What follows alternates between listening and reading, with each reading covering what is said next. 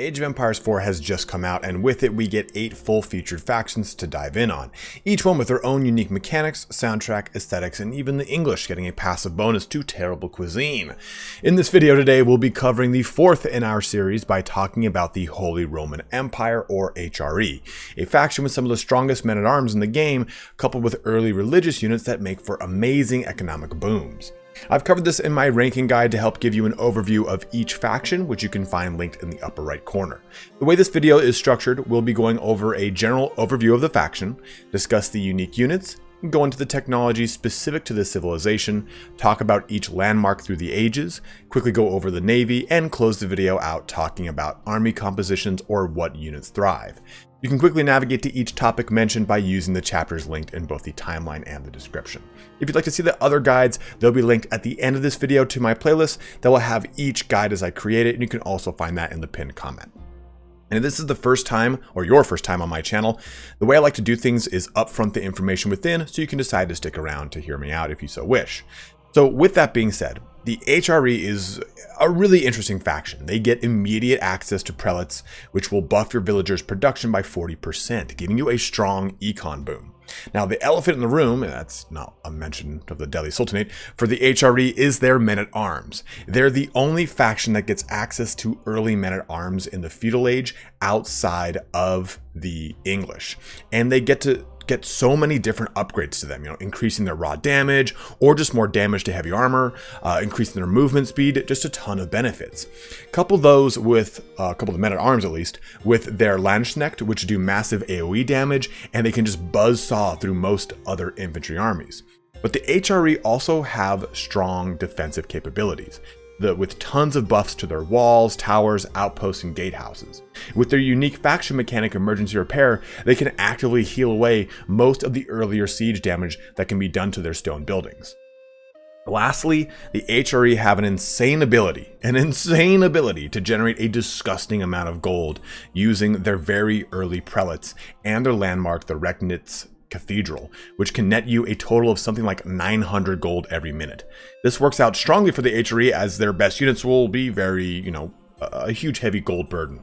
So outside of that, it will be tough to manage a large infantry force, and you need to be able to adapt your enemy's counters with horsemen, springalds, whatever is required. So a strong knowledge of unit countering is absolutely crucial for AoE as a whole, Age of Empires 4 as a whole, but especially the HRE.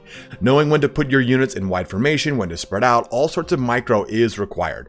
Also, let it be known that you do not need to focus on infantry. It's just simply what the faction thrives in. So if that's all you wanted to know, feel free to head on out. But before you do, don't forget to comment, like, or subscribe to the channel. Each one of those things helps out in varying degrees, and I can't tell you how much I appreciate it. Let's get started here on our Holy Roman Empire Civilization Guide. So to start us out, let's give a little bit of an overview of the HRE, even though we already kind of did that just a little bit ago, but let's go into a little bit better detail here. So the 3 things I want to cover are the 3 things that the game says the HRE are about: infantry, religion, and defense. First off, when it comes to infantry, of course, you're going to be fielding very devastating men-at-arms with the HRE. You get access to them in the Second Age, which is really nice. The only other faction that gets access to that is the English. Now, what makes the men-at-arms so deadly here is they have one of two upgrades. You can either give them heavy maces, which makes it so they do damage towards heavy armor at a +6. This enables them to counter, or at least punch back into heavy knights, which would be something that can otherwise counter men-at-arms. And they get the ability to use two-handed weapons. This will then increase the amount of damage that they can do. So this is a nice set of upgrades that they get just strictly from the barracks. These 2 things are going to enable them to have a lot more punching power, or to just kind of threaten better into knights. So are you playing against the Rus or the French, where you're going to be dealing with a lot of knights? Well, pop on those heavy maces and do some damage back to them. In addition, all of the infantry units in the army move very fast. They get a marching drills technology that increases their movement speed by 10%, which is nice, right? So this means your standard men-at-arms, which moves at 1.12 speed or so, will now move at 1.23, which is about the same rate as all other factions' light infantry. So you get them moving at the same rate as your spearmen, which is quite nice. And your spearmen, as a result, also move faster. So a lot of benefits there.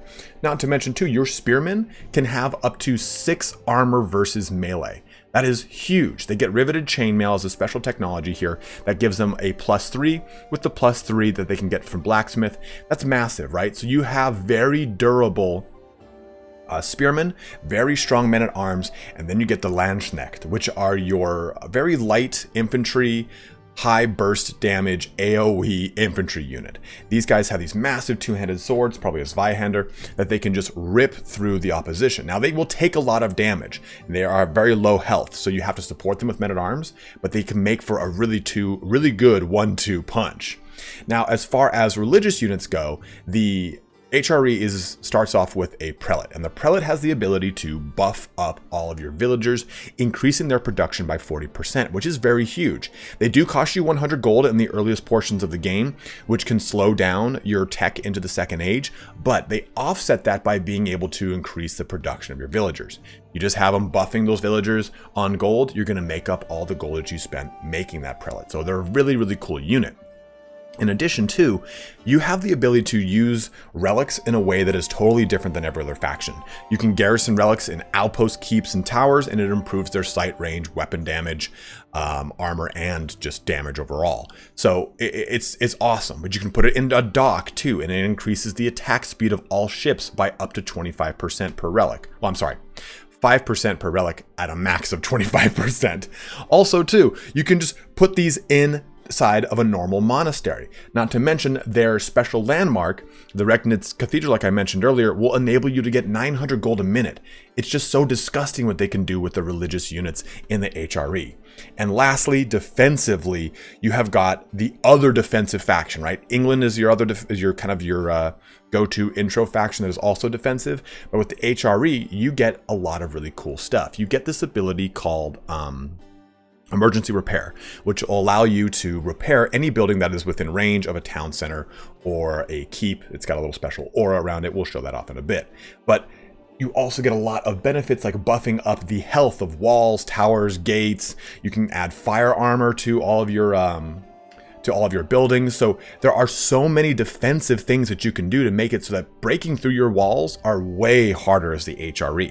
And they play very well into this defensive kind of style of warfare. You can mount the walls and get the advantage of the increased range bonus of being on a wall with the HRE because your walls are just not going to just pop so easily. So that's kind of a general overview of the HRE. I will say their downside though is because there's such a huge emphasis on their infantry, all of their, say, their heavy knights, their horsemen, they're just standard fare. There's nothing crazy or special about them. With that being said, you can field a ton of them because you have access to a disgusting amount of gold if you do it right, but it's just worth noting that you are going to be focusing a lot on the infantry portion and less so on the ranged and cav portion as far as unique upgrades go and unique units go. So being able to counter and micro your army to spread out to kind of deter any bombard or mangonel play, anything like that, Rebalquin, anything that would smash apart groups of infantry is what you're really going to have to keep your eyes on when you're playing as the HRE. Now let's talk about the unique units, or just the units as a whole for the Holy Roman Empire. Now, just starting off with our basic infantry, we get just normal spearmen, nothing crazy here. We're going to go into their armor and how it can be buffed up in the next portion in technology, but for all intents and purposes, normal spearmen, but like I've said before, their armor can buff up to +6.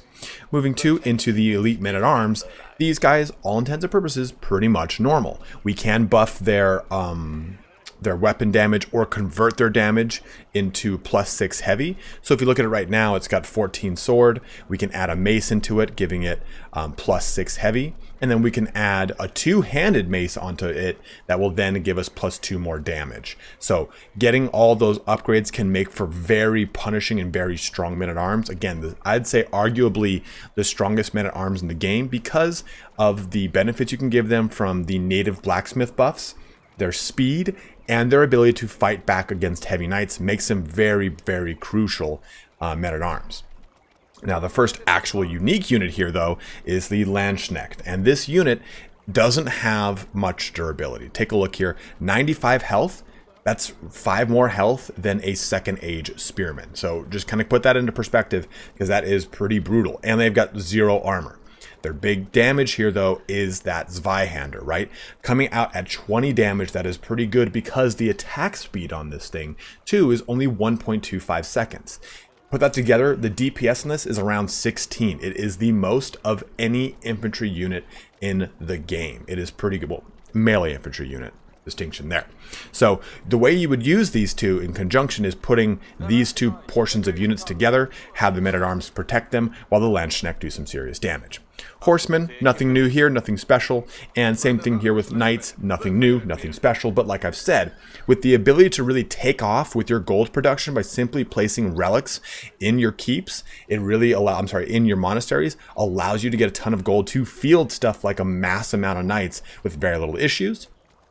Then moving into the back line here, we've got archers, crossbowmen, and handgunners, all very standard fare, not even any special upgrades for them.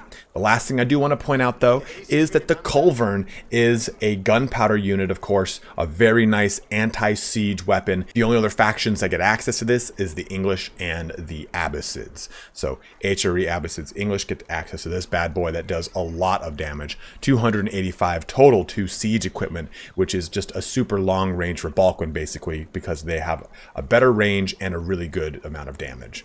But this covers all the unique units here for the HRE. There also is the Prelate, but we'll go over this more in the actual technology portion. They get the ability to give holy inspiration, and with certain technology buffs, you can have them actually give bonuses to your military units. But this covers all of our unique units, so let's go into some technology and find out how these units can get better and other portions of the civilization.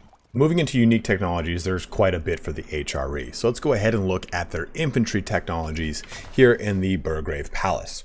Now, as you can see here, we get quite a few. This first one, riveted chainmail, like I've been talking about, increases the melee armor of spearmen by +3, which is very significant because they start with 0 melee armor. And you get the heavy maces upgrade. Men-at-arms wield maces, increasing their bonus damage against heavy targets by 6. This is what I was talking about earlier with the men-at-arms. That 14 native damage now gets a +6 against heavy targets, like your other men-at-arms or knights. A very nice little addition. Now lastly, we get two-handed weapons. Men-at-arms wield two-handed weapons, increasing their damage by 2. So that 14 becomes 16 in addition to the +6 from the heavy. So they get a nice amount of damage from these two upgrades. Now moving over here to the blacksmith, this is where we get some additional benefits. First off, marching drills increases the movement speed of all infantry by 10%, which is very nice. Of course, like I said, men-at-arms will now start to move at your standard spearman rate of 1.23 versus a spearman that works at 1.25, and 1.25 spearmen will now go up higher as well. But like I was talking about with the spearmen and their +3 from that riveted chainmail, if you were to get this, all three of these upgrades makes it so you have a total of +6 armor on them, which is very lovely, extremely tanky when it comes to having spearmen, which you're going to probably be using in a massed infantry force. It is very nice and a great way to kind of keep them in the fight. Now, as far as religious units go, we get all your standard fare of upgrades, right? You get your herbal medicine, your piety, and your tithe barns. But you also get benediction, which inspired villagers construct 15% faster rather than just simply gather resources 40% faster. And in addition to the 40% faster, devoutness inspired villagers gather resources +10% faster. So things are getting pretty spicy here, and I'm going to show you how that all stacks up together.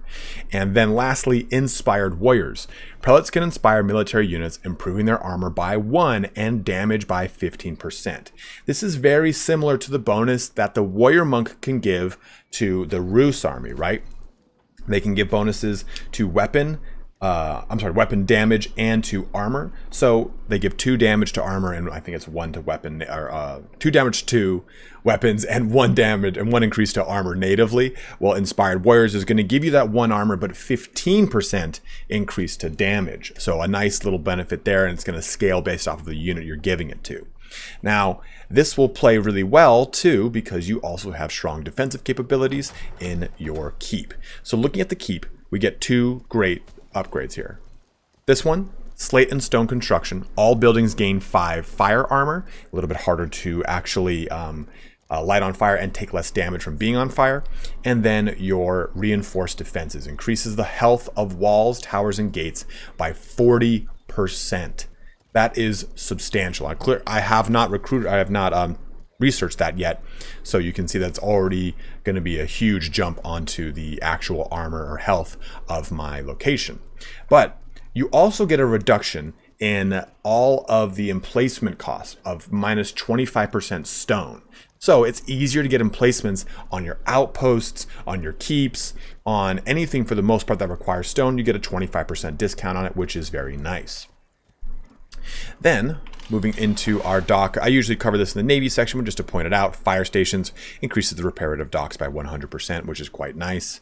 And then lastly, our little villager. Well, not lastly, there's two other things I'm going to go through. Our little villager here, if I hover over this, you can see extra carry capacity for HRE. They get 40% more resource carry capacity for all of your villagers. Couple that now with your inspired, villagers gather 40% faster, and it's going to be really, really nice combination there with all the benefits that you saw in the cathedral that we can stack on these villagers. They can get pretty crazy. Now, the actual inspire ability here from the prelate enables him to give this buff. It lasts for 30 seconds and he can just do it automatically. He'll prioritize healing first, but Holy Inspiration will just kick off, especially in the early portions of the game. This is very nice. Gives you a really quick economic boon. So I can just say, hey, all you guys get going, and they'll do it. He can do about 80 villagers within that 30-second time frame before he has to start recasting it, but it's a great way to really get a really strong econ boom from it. Because outside of that actual ability to do Holy Inspiration, the prelate has another ability to, well, not necessarily ability, but the benefit of housing relics in more than just a monastery in the HRE is huge. So let's go ahead and look back at our keep. And I've got a relic right outside of it. Let's house this in the keep. We pop it in. It's still going to generate gold, which is awesome. But look at this. Armor increased by 50%. Damage increased by 35, sight range increased by 25, weapon range increased by 20%. So if you have your Regnitz Cathedral all filled up, this is a great place to drop a relic because it's still generating you gold. And in addition to, you get a huge, strong keep. This also is beneficial on more than just keeps. You can put it here in this stone wall tower. You can put it in outposts. The benefit is the same regardless of what you're putting it in as far as defensive structure goes. So it's really, really strong. You can also, too, pop it inside of a dock. Let's go ahead and grab both of these here. So this first one gives increased attack speed of military ships by 5%. Now let's take this other one. We can't put it in the same dock. We're going to put it in this dock. And that will give us, let's let this hit, another 5%. And these two will stack. So that's 10% bonus to the attack speed of our military ships, which is a really, really huge boom. So that's an amazing thing that you can do. You can use those relics in a lot of different spots. Now, the actual last thing I want to talk about is the emergency repair. See all these little plus signs of the big aura that I've built around my whole entire massive little city here? Massive little city is an oxymoron, but I'm rolling with it. If I hover over this, town center influence, building gains the emergency repairs ability. And right there you can see building it repairs itself by 150 every 1 second for 20 seconds. There is a 45-second cooldown on this, but it's a real great way to say, hey, you know, this thing just needs a little bit more repairing on it to actually kind of get it back in order, or it's getting blitzed really hard. I'm going to hit emergency repair till my villages can get to it. It's a really great way to mitigate some damage, or even in the early game, right? If you build maybe say a keep or an outpost and you're just kind of getting some prodding shots from a Springald or a Mangonel, and stuff that's not really going to do a ton of damage, you can just emergency repair that damage away. That's a very, very nice boon that you get as the HRE. Moving into landmarks, let's talk about the first set of landmarks going from the first age into the second feudal age with the Meinwerk Palace and the Aachen Chapel. Now the Meinwerk Palace here acts as a blacksmith, and technology research from here costs 25% less. This is a nice little way to get a good amount of technology online, especially if you have specific rushes in mind that you want to use certain units and you want to get an additional leg up with those units. Conversely, the Aachen Chapel is really nice. It inspires units in a large radius so long as the prelate is garrisoned. So the inspire ability becomes an aura rather than a single ability that he will constantly cast. He'll just every so often make sure that the mass inspire is up, and it will give a boon to all of the villagers in that radius. So it's a really great little ditty there. I guess it really kind of comes down to what your matchup is and what you're trying to do. I personally always go with the Aachen Palace, but I've seen situations where both have worked really well in your rush. But let me give you an idea of how Aachen Palace works here. We'll click this, and you can see this is the aura that it generates, and anything in that aura is going to get a benefit. So if I place it right here, everything on this gold node is going to get that mass inspire, and then everything over there, as far as just the initial portions of the forest, is going to get that inspire cast onto them as they go and dump off at that lumber camp. So it's a pretty nice little way to get a strong econ boost in those early portions of your gameplay.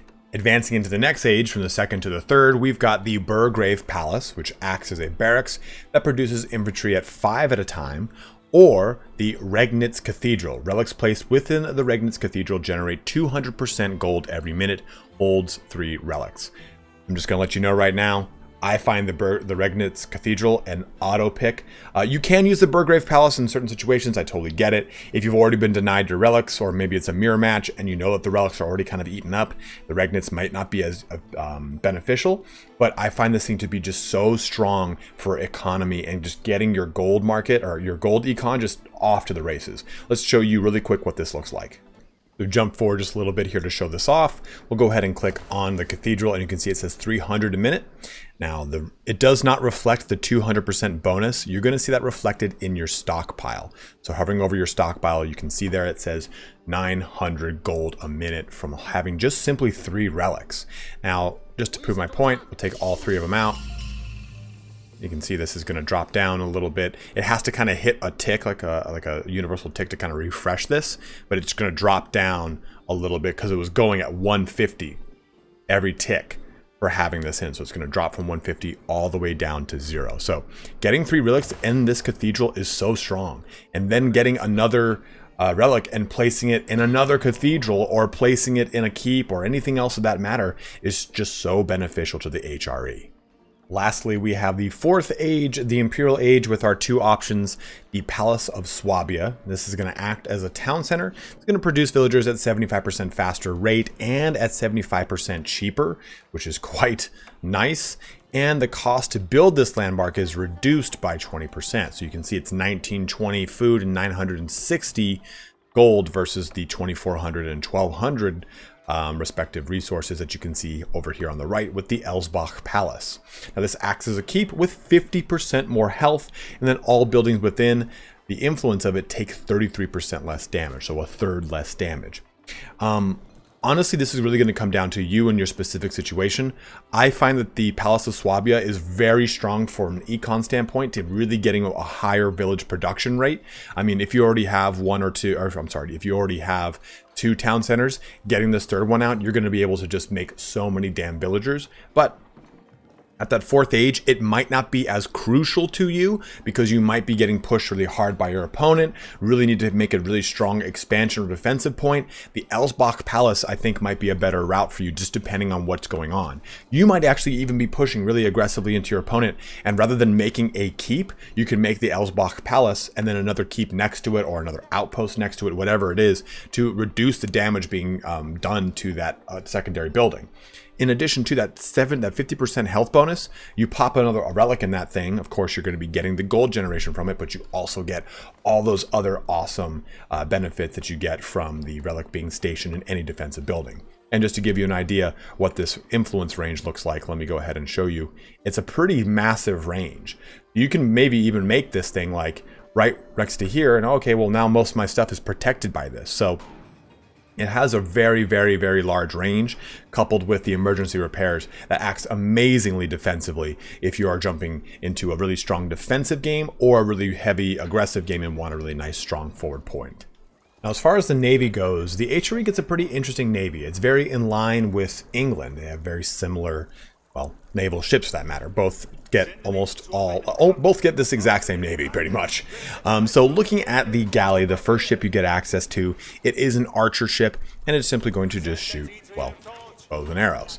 And as thus, it will get benefits from the blacksmith, which is quite nice, but it is not as strong as the 2nd age ship that the French get access to, which is the Hulk. Now the Hulk is a 3rd age ship for the HRE and the English, and it shoots a ballista, which is again a much better, stronger weapon, as you can see here. Let me get you to stop firing, please. And if you do decide to play even as the French in the 2nd age, the way to really win with the Hulk is spin to win. So if I target over here, shoot, you'll see a little bar that'll pop up and it's it reloading basically. But you can really kind of cheat around this by it shoots, move it across and get its other broadside, go do it again, other broadside, go do it again, other broadside, do it again. So if you do that, you spin to win basically, you can make it so that you never really have to worry about it. You see how that spun really quick and shot again and shot again? You can make that Hulk and do a lot of damage for you. Moving on, we have the demolition ship. Nothing fancy here, it's just a demolition ship. But lastly, we get the Carrack. Now the Carrack is the warship that the English, French, and HRE get access to, and it is very devastating. It has got lots of cannons, as you can see, and they shoot on a broadside. So there's 3 cannons on each side. I'll show you right now. Watch out, traders. There it goes. And if you compare this to the other warships, the Bauchuan and the Zebek, this ship actually does the most damage pound for pound. It's got a 46 DPS, so its initial damage is actually lower, but its speed is much faster by comparison to the other 2 warships, which do a which do a higher amount of damage per shot, but at a slower rate. So the Carrack is a very strong, devastating ship, especially if you're on any kind of map where you can get advantage or take advantage of the Carrack and get those cannons to bear and do a lot of punching power. And just real quick, we also have this technology, fire stations, which just increases the repair rate of docks by 100%. I usually cover this in the naval section, and it doesn't really affect the Navy itself, but it was just worth kind of for my own continuity sense. Now, as far as army compositions go, when you're playing as the HRE, you want to focus a lot on those men-at-arms, right? You want to really get as much bang for your buck with them. But the best way to really use these men-at-arms is either in conjunction with spearmen. This is going to make it so that any kind of heavy knight play that tries to rush you in the 2nd, 3rd, 4th age, depending upon which faction you're playing, you've got those spearmen to brace and take the, well, those guys over there, to brace and take the shots from the knights. But as you progress into getting some Landschneckt, the best way to use these guys is in conjunction as well. By having the men-at-arms kind of in front of them a little bit, you'll be able to basically meet your foe, have the men-at-arms spread out across, while the Landschneckt will get in between them and do some slicing and dicing. Now, a good way to support these men-at-arms as they get better and better through upgrades is usually with some crossbowmen as they get into the latter ages, because people are not going to want to throw spearmen against you. They're going to want to throw bigger, scarier things against you, which you can, of course, counter with spearmen. But using crossbowmen against, say, knights is very devastating. And also, if you're in that like maybe 3rd age or so, using Springalds to support your army is very nice until you get access to Rebalquins. To Culverins, wrong faction, to Culverins to help devastate things at range. But the quick, easy, low cost of the Springald is just so useful. You can get so much damage out of these things to destroy mangonels, which would be used to just decimate your dense packed infantry unit, and you can also use them to really counter other trebuchets. They even work well against other heavy units. They do a lot of damage. At 60 damage, if you take a look at what this guy right here, that's 3 shots would kill a men-at-arms, an elite level men-at-arms. That's not going to be that way until you're in that latter portions of the 4th age. So Springald can be very devastating, even against a couple infantry rushes here and there, in mass, of course.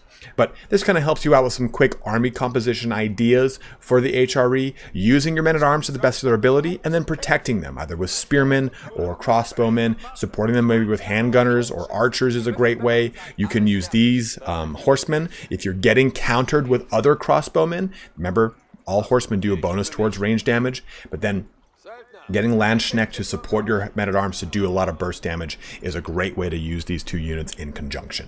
Now let's go through a real quick build order with the Holy Roman Empire. Now I have done a whole build order basics video, and in this video I did a different route than the one I took in that one. Rather than going with just standard production and making a prelate in the 2nd age, I've gone ahead and made my prelate first. It's the first thing I pumped out. I didn't make another villager. I made a prelate first, and that sucks away all of your gold, but don't worry about it. I just feel like there's 2 schools of thought: the prelate immediately or the prelate in the 2nd age. The 2nd age, maybe if you're a little bit newer to the game, not really sure what you want to do. The prelate immediately if you're just better at microing things and keeping a prelate around all of your villagers. As you can see, he just kind of does his thing, and that's really the name of the game in the beginning. Everything after that prelate is the standard operating procedure. You're going to put down a house, and then you're going to put down a mining camp because you want to recover that lost gold as fast as possible. You want to keep about 6 to 8 people on your food like you would normally do, and every single villager that comes out should have the next task, right? You have that make the house first, so that way you don't get housed, as I believe it is, pop blocked. And then the next thing you make with the next villager is your mining camp, then your wood camp, your lumber camp, and you just pretty much go about doing that for your first age until you get into enough to make your second age building. The whole time though, have your prelate move from group to group of your villagers. The closer they are, the better, because he doesn't have to travel as much. As soon as you see all the villagers doing one resource glowing, move the prelate to the next one, then move to the next one, just in a nice circle. And then once you get to that second age, right, once you get to that good amount of food and gold, I like to go with the Aachen Palace. There are definitely, like I've said before, times where the Mindvark Palace does work, but I prefer this one because you want to make it in a region that's going to touch 2, if not 3 total resource nodes, and have that boost your resource into the second age. And around when I've made that second age building, this is when I would typically make a second prelate, so that I have the ability to use that prelate in any resource that's not touched by the Aachen Palace. So for example, in this video, you can see the Aachen Palace is hitting both my gold mine and my lumber camp. And towards the end of the video, you can notice that my villagers, they finish off with their sheep and they move over to deer. So I take my second prelate and I put him down by those deer, so there is constantly an inspiration bonus on my entire economy. And you can tell by the end of this portion, I really have a good amount of stockpile to build up into my military, which I would go with men-at-arms supported by archers, or men-at-arms supported by, say, spearmen. It's really going to depend on your matchup. It's hard to really tell you what to do right there, but I'd make 2 to 3 military infrastructure buildings depending upon the route you want to take. Are you going to go heavy with horsemen? Then go with some stables. Do you want to have some good ranged and infantry? Go with 2 barracks and an archery range, or 1 barracks and 2 archery range, depending upon how your opponent is playing. And at that, it brings our video here to a close. Now, the Holy Roman Empire is not a top tier faction. I think it's definitely middle of the range here, and I think it is a faction that's a little bit easier to approach, you know, like the English and the French, but you do have to consider that you have to be on top of your micro game of keeping your prelates on your villagers, getting that inspiration bonus, and being Johnny on the spot when it comes to grabbing those relics across the map. Because while they don't have a whole ton of really big, huge, massive mechanics, their ability to outlast your competition through defensive capabilities and to get a massive economic boom from the gold production in the Regnitz Cathedral is amazing. So with a little bit of effort, you can really learn to appreciate and have a lot of fun with the Holy Roman Empire. And you don't necessarily need to go with a very heavy infantry build. If you were able to watch one of the tournaments that I was casting in the last week or so, one gentleman did not use any infantry at all. He exclusively used, for the most part, knights and horsemen supported by a lot of artillery. It wasn't until the latter portions of his 4th age and that battle that he started to use maybe handgunners and stuff like that. But for the most part, it was mainly horsemen. And it was a very amazing way to play Holy Roman Empire because they can get so much gold. So they can make a ton of these heavier, high-cost units like knights, like men-at-arms, which are, of course, their bread and butter anyway. But hopefully, like I said, this helps break down some of the mysticism or the barrier of entry of Holy Roman Empire. If you have any questions, please by all means let me know in the comment section below. But also, if you are really good at the Holy Roman Empire and you maybe saw something in the video, you know, about the build order or army composition, whatever it is, let it be known in the comment section as well. I like to make sure as much information is disseminated out to the populace as possible. This way people get the best idea of how to play any faction, civilization, whatever it is. But as always, guys, thank you so much for watching here today. Have a good one and take care.